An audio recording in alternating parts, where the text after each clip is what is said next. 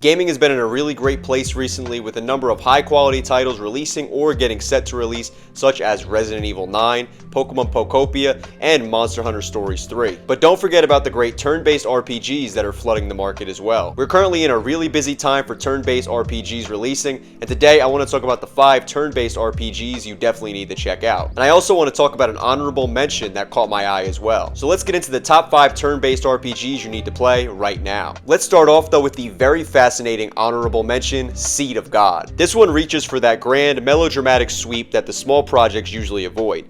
Built by one developer, one guy, no gang production, it mixes 2D pixel art with 3D environments and frames its story around the kingdom of Ribelheim, a world shaped by faith, political tension, and moral uncertainty. It follows a traditional turn-based format with visible enemies and standard progression. This is not a hand-holding adventure though, and the developer notes that this game is a solo-made project with some rough edges, even as it aims for a longer story-heavy campaign inspired by classic SNES and PS1 era JRPGs. It's a scrappy handmade passion project that deserves a look if you can forgive a little bit of its lack of polish. The art style in this game truly is beautiful, and that's what first caught my eye, and for $12.99 I can't recommend this game enough. I'm also a sucker for 2D pixel art on a 3D background. With that out of the way though, let's get into number 5, and that is Legends of Amberland 3: The Crimson Tower. If terms like blobber, might, and magic, or even wizardry mean anything to you, you already know if this game is for you. Silver Lemur Games has absolutely zero intention of overcomplicating a classic formula, and they are right not to do so. You lead a party of 7, yes 7 heroes into a light-hearted, compact, tile-based fantasy world. What makes this sequel shine is its speed. It trades the complex, sprawling simulation of many modern retro RPGs for a breezy campaign rhythm, fast travel, brisk encounters, and steady progression. If you're a sucker for an RPG that's comforting and old school, this one's definitely for you. And with Legends of Amberland 3 selling for $17.99 currently, I would definitely recommend picking this one up. At number 4, we have Banquet for Fools, which might just be the grittiest game on this list. This game recently had its 1.0 release, and it looks like a classic CRPG, but it really is much more than that. You guide 4 guards investigating a cursed island, and the hook here is the absolute lack of handholding. There is no auto compass or no quest log. You're expected to read scrolls, listen to clues, and feel your way through the world like a traveler, not a tourist. The combat is unique too. It's a hybrid brawl system where one guard is controlled directly while the rest act, and you pause through a combat dome to pick specialized skills or pagan spells. It's a handmade tactile hybrid that values exploration friction over seamless convenience. And with the game selling for $16.99 currently, you'll definitely get your money's worth out of this one. At number 3, we have what might be the highest concept game of the month,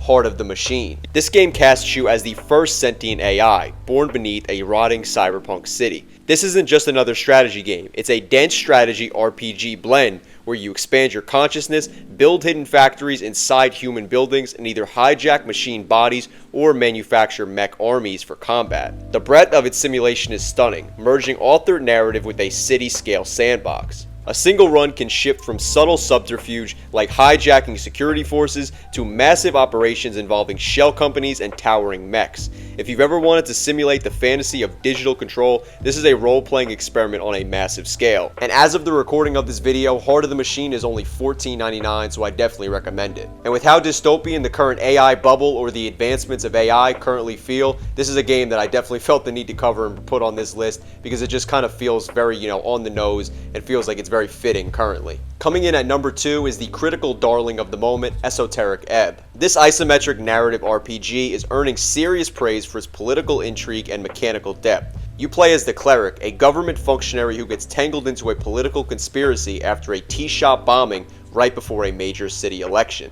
It plays like a strange tabletop campaign, complete with branching dialogue, dice rolls, and a goblin sidekick named Snell. But don't just think it's a conversation sim. It uses a 5e inspired rule set with stats, proficiencies, and spells. Combat encounters are handled through a modified dialogue system where things like hit points and turn orders still matter. It's an incredible fusion of pure roleplay and tactical mechanics. And right now you can get Esoteric Ebb for just $22.49.